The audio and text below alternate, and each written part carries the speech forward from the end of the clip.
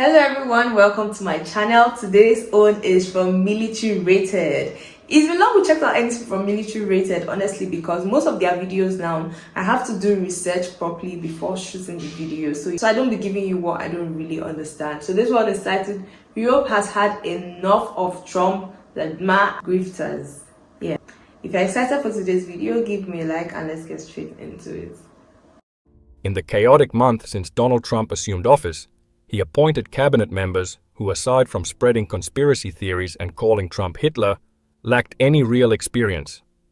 Last week, these individuals were sent to Europe, where their speeches at the Munich conference left even the most loyal MAGA Republicans baffled. It has become ever more apparent that Europe must begin to view itself as a unified... It honestly hasn't been long since Trump got into office, but there's been so much on ground. He's been doing a lot of things. ...entity, free from being entangled in US foreign policy decisions made by people whose moral compass is deviating so far from our own. Not only is our economy on par with the US economy, we have a bigger population pool, better education, rank generally much better on any index you can think of, and we don't let South African billionaires ruin our states, all the while receiving billions of US dollars in state subsidies to his own companies.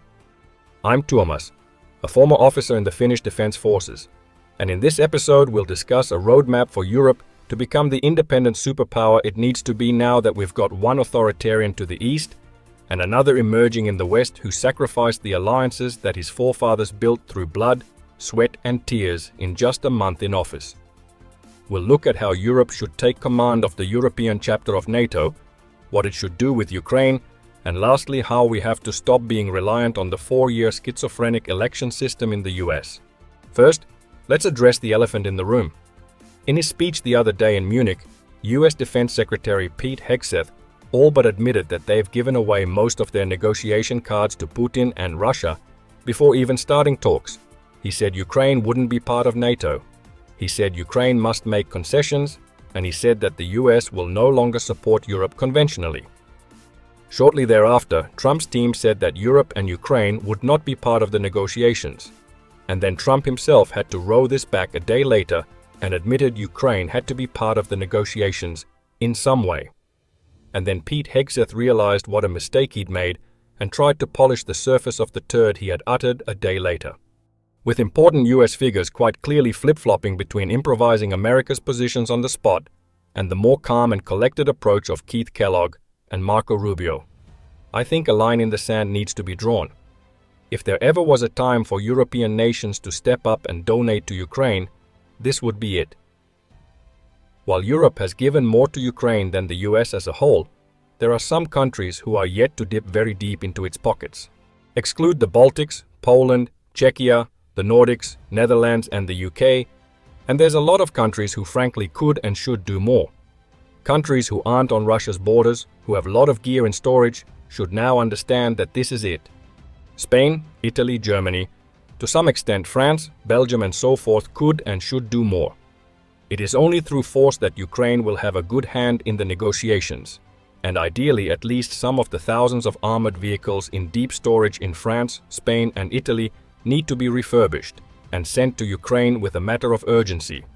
And the same has to be said about Germany's long-range Taurus missile arsenal. Sadly, I think it is time to consider Article 5 less relevant. It was only ever the US who used it anyway, and since World War II, it has become... They were the only ones who used it anyway, so what was the point? The other people were not even gaining from it, so... ...become clear that it is often Europe who comes to America's aid rather than the other way around. Exactly. People would think Europe always goes to US for aid. Meanwhile, it's the other way around when you look at it. Yes, I know that this statement will have the MAGA cult going nuts in my comment section, but at this point I think we need to look at reality. Ever since Korea, Europe has come calling whenever the US wanted to feed its military-industrial complex with war, starting with Vietnam, then with Iraq 1 and 2, and lastly Afghanistan. It hasn't ever been Europe who has needed NATO, it was always the US. Coincidentally, two of the nations Donald Trump is now threatening, Canada and Denmark, both lost as many or more soldiers per capita as the US in America's last eternal war in Afghanistan, where America's allies bled and sacrificed only for the US to turn tail and run. Going by Hegseth's comments, America won't be committed to a conventional response to Article 5 anymore, which essentially renders NATO with the US in it a rather useless entity. While it appears that even Trump reacted to these comments and said he thought Hegseth spoke out of turn, it lays bare the sort of mind-boggling foreign policy course which the US is now set to take. Europe now faces an imminent question. Do we let Ukraine fall based on bad faith negotiations between Russia and the US? Or do we stand up for Ukraine? I know which side my own country Finland is on, and frankly I've never had such a united European response from everyone except for the Putin lovers in Hungary and Slovakia. So how could Europe as an entity flex some muscle to make it become included in the peace talks in order to have Ukraine's back? First of all, it appears that both France and Great Britain seems to have woken up and smelled the coffee. The first thing that should be done would be to send contingents of peacekeepers to Kyiv, Zaporizhia, Dnipro, Odessa and Lviv. That way Europe is showing that we're not going to let Ukraine fall. It also adds a different layer to Russia's planning. Do they risk firing missiles? So now Europe is standing fully behind Ukraine, okay. At troops from nations who at this moment has pretty well stocked arsenals compared to their own seriously depleted armed forces. These troops could effectively take over tasks already done by Ukrainian troops, which would free up men from the West to go and enforce Ukraine's active sectors. While they may not be the world's largest nuclear programs with a total of around 500 nuclear warheads, the UK and France need to get together and discuss what to do about their nuclear deterrence programs. 500 warheads may not sound like much, but it is as many nukes as China operates, and more than enough to wipe Russia or any potential enemy off the map. And as North Korea has shown, having a credible nuclear response is the only way to ensure that you're not invaded.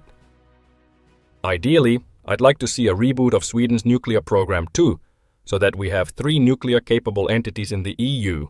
Sweden could likely have their program up and running within months, as they already worked on a program from 1945 all the way up to 1972. That's such a long time.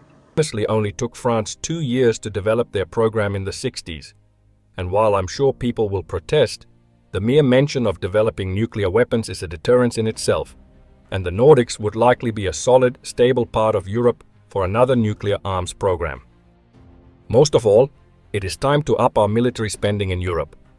As we've tried to communicate on this channel for weeks now, this investment should ideally go into European weaponry and jobs. Europe has the capability to buy everything that we've spent billions of euros on in the US, like aircraft, anti-air systems, tanks, missiles and so forth. Furthermore, it might be time to consider what to do about the countries who have not yet received their F-35 orders. Trump is already signaling that he wants to sell the F-35 to India, and as soon as India receives this technology, it'll end up in the hands of Russia in a heartbeat. We cannot be dependent on a US who without thought sacrifices an edge that we were oversold by the US in such a brazen act. It is time for the fighter jet producing nations of Europe to come together and decide what to do here.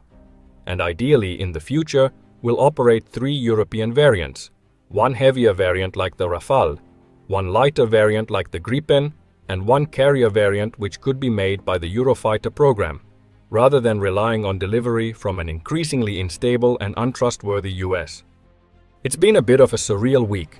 For myself, being a former officer in the Finnish Defense Forces, I was happy when my nation joined NATO, along with Sweden in 2023. But that doesn't mean that I think NATO should be used as a platform for the US selling their hardware and projecting war into the Middle East. As both Finland and Sweden have shown for 80 years, it is more than possible to maintain a deterrence without having a US bully at your back. And from what I gather, many people in Europe are waking up to this realization with the clown show going on in America's top positions at the moment. Hopefully our leaders discussed concrete steps at their emergency meeting yesterday, including Europe's nuclear deterrence, a European armed force, support for Ukraine, and the fact that someone will need to spill some truths to our American so-called allies. Last but not least, to our Canadian viewers, we feel for you. You essentially at this point live in the apartment above a meth lab.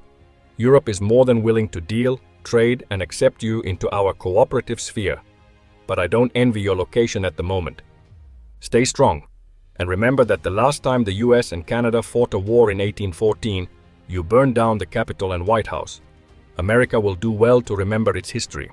Okay, I love this video so much because I like when people wake up and decide that, okay, look, I know my words. I'm not going to keep settling because I'm not really a gearhead, but I know that most of those things that that Europe goes to US for are things that they're capable of getting on their own, honestly. And US is not really helping matters right now, so I know that Europe can actually really stand on their own. At this point, everyone is tired of Trump and all of those things. It was so insightful. I learned so many things from this video. I like that Mark and Thomas, every time they drop something, they make it really detailed. We get to see and learn a lot from the video. Shout out to them. If you learned something just like I did, please let me know in the comments what stood out for you.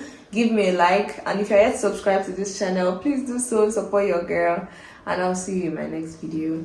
Bye.